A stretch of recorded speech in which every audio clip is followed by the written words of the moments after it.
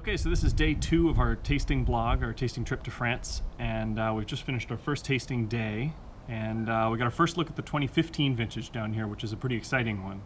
It's a very nice one. The grapes seem to have been ripe across the board. The wines are full and rich and really quite expressive. There's a lot of fruit in them, and it's a fairly small sample, but so far so good.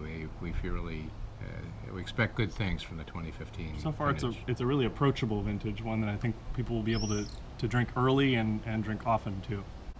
Been an interesting day. We, as we often do, we found wine last night at dinner at a restaurant that we really liked, and we've been out trying to drum up the guy who made it today and see what his wines look like and what his prices look like. We have no luck yet, Yeah, but so we're going to try again tomorrow a couple times, and we'll see if we can find him then.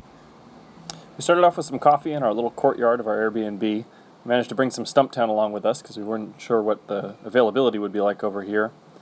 And our first appointment this morning was at 10 a.m. at a new producer in Châteauneuf-du-Pape.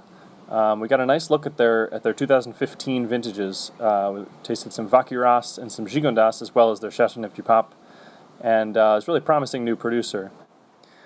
We came back to Courtizan for lunch, had a salad and a sandwich and a couple frites, and then drove over to the west to the northern end of the Châteauneuf-du-Pape appellation, where they have the famous Galets Roulés, the large round stones that it really looks like it would be the last place in the world you'd want to plant vines, but they've been growing vines here for hundreds of years with lots of success, so they're not going to stop anytime soon. Our first producer after lunch was in the northwestern corner of the appellation. A really fine producer that we've gotten away from in the last couple of years, and we're excited to bring back to our lineup. We made a quick stop in Gigondas, and then went to our 4 o'clock tasting with the Domaine Les Goubert. The Cartiers are a family we've been working with for many years, and we really feel like we know them quite well. So it was a fun tasting, and their 2015s are just about as good as anything they've made, so we're excited to bring those in as well. So we're about to head out to Séguret for our second meal in 2 days in Séguret. This is a different place tonight, but a restaurant that we've been to a couple years ago and are looking forward to going back to.